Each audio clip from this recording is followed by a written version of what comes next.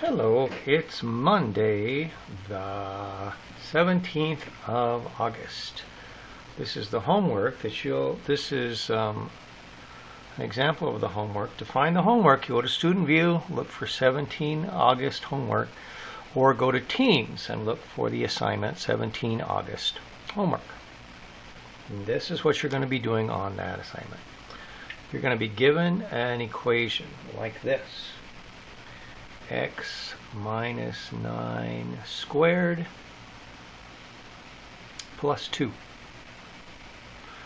Now then, you need to be able to find the vertex. Well, I know the vertex is the opposite of what's inside the parentheses and exactly what's outside the parentheses. So that means the vertex is 9, 2. Now then, describe how this is different from y equals x squared. Well, we know that y equals x squared is the normal graph that is that looks like this. So it starts at 0, 0, and that's that. Well, this one is 9, 2. So what does that mean? How is it different from this one? We slid to the right. Maybe we should say slide. Let's do that. Slide right.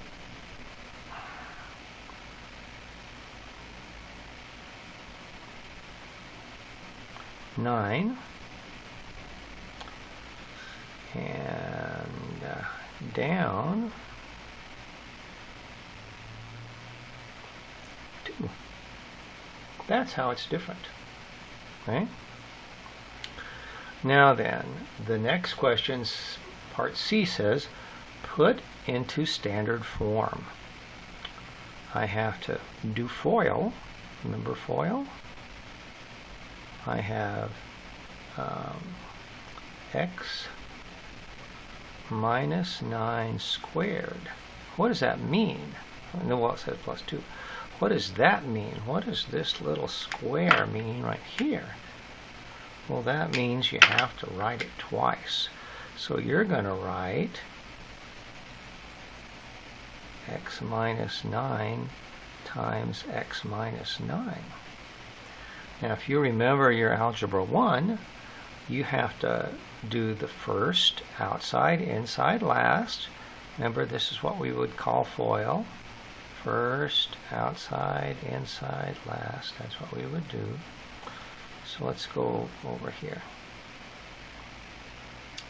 So if I do x times x, that's the first one. X times x. Well, let's do x times x. That would be x squared. Then if I do the outside one, that's x times this one. So x times negative 9 would be negative 9x. Then I have to do the inside. Well, that's these two together, so negative 9 times x, that's another negative 9x. And then last, which would be this one times this one. So that's negative times negative, that's positive 81. Now, you can't forget that there's a plus 2 at the end, so we have to add the plus 2, we did the FOIL. Now we have to add the plus 2. Okay? Now then, that's not the answer. You have to combine like terms. So, there's nothing like x squared. There's nothing else to add to x squared, so that's going to be x squared. Now these two are the same letter, x. This is x squared. It's different. This is x and this is x, so negative 9 and negative 9 make negative 18. And then 81 plus 2 is 83. So this is the answer to that one. Right? Put in standard form. This is standard form. And so once it's in standard form, then we know the y-intercept. So if I'm going to say I want the coordinates. So we're going to say coordinate of the y-intercept. Well, remember, this is a normal side parabola, and this is the y-intercept. So that's 0, 83. That's how you do that one. Let's do it 2 more times to show you different things that we can ask.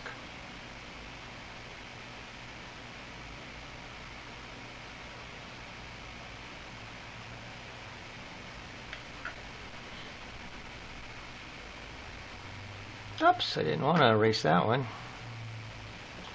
Let's put that little guppy right back, huh? Where was it? Right here, maybe?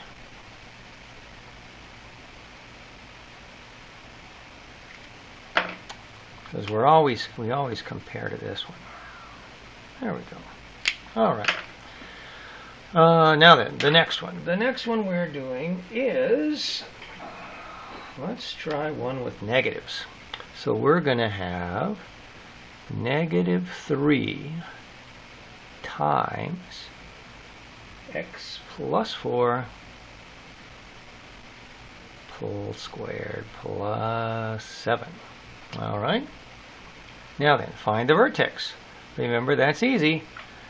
That's just this number, the opposite of this number, and exactly that number. So the vertex is -4, 7. Hoorah! We're done with that. Describe how it's different. Now this one's different several different ways. See, this is the normal one. This one has a negative number, so we know first of all it's upside down. So we're going to say upside down. Which of course means that it looks like that, right? It's going to be a parabola that opens going down instead of a parabola that opens going up. What else do we know? Well, see, the negative tells you it's upside down. So if I cover up the negative, the 3 tells you that it's a skinny graph. Remember, that's also, sometimes they say it's a vertical stretch. So another way of saying it, so sometimes, especially in the book, especially on tests, quizzes and stuff, it'll say vertical stretch, so be careful. Upside down, so the 4, what's the 4 do? It makes it go left. So we're going to say left 4. And then what's the 7? It makes it go down 7. So left 4, down 7. We be done with that one. All right. Next thing, it says write it in standard form. So this one's different than the last one. It has a negative number in front. So let's write that down here. So it says -3 parentheses, and then it says x plus 4 squared, and then it says plus 7, right? Plus 7. We'll write that right there. Now then, remember that this square means write it twice, and that we have to do FOIL. So I'm going to write it twice right here. X plus 4. And remember, we're going to do what we learned in Algebra 1. We're going to do FOIL. First, outside, inside, last. So this we save to the end. We don't do anything with the -3. We don't do anything with the 7 until the very end. That's what we got to do. So first, x times x, that's going to be over here, it's going to be x squared. Now remember, there's a negative 3 out in front. We're going to save that till the end. Right? And then the outside, 4 times x is 4x. Oops, I closed my parentheses like a silly boy. And then inside is another 4x. And then last is 4 times 4, that's 16. And then there's a plus 7. Right? So I wrote everything that was here, a 3's on the outside, times, I did the FOIL, and then I added the 7. Now then, before I can multiply by 3, I need to combine like terms, because that'll make it easy. So the only two that are the same are this, right? The parentheses are right here. So I can only add these two. I can't do anything with a 3. I cannot do anything with a 7. I can only add those. So let me write that right here. So now we have the x squared. 4 plus 4 is 8. Then we have the 16. Now that's inside the parentheses. There's still a negative 3 out in front. There's still a plus 7 at the back. All right? Now, distribute the negative 3. Negative 3 times that would be negative 3x squared. So I'm multiplying negative 3 times x squared, right? Now I have to also multiply negative 3 times 8. So that's negative 24. Then I have to multiply negative 3 times 16. That's negative 48. And then I have to add the 7, right? So if I add 7 to 48, that becomes 41, right? Negative 41. Negative 48, positive 7 is negative 41. Boom. That's the answer. That's the answer. So what's the coordinate? Remember we said we wanted to know the coordinate of the y-intercept. Well, that would just be 0, comma, the number at the end. The number at the end, negative 41. So we know that it's upside down. We know that it's tall and skinny, a vertical stretch. We also know where the y-intercept is, negative 41. And we know how to describe it, right? We know where the vertex is as well. That's it. Let's do one more. One more. This time I'll do one with fractions so that we know how to do everything that's possible that I could possibly ask. So I'm going to leave that graph like I want to. And then I'm going to change this up. There we go. Now then, here we go, last one. And this one is right here, 1/2. This is x plus 4 squared minus 8. There we go. Now then, alrighty. So the first thing we have to do is we have to find the vertex. By now, I hope you know opposite of this and exactly that. So the vertex is negative 4, negative 8. Right? That's all there is to it. Describe how it's different. Remember, we look at this one. Hey, this one's right at 0, 0. Well, I know I slide over, and I know something about this. Remember, numbers that are fractions between 0 and 1 make the graph wide. So this is a wide parabola.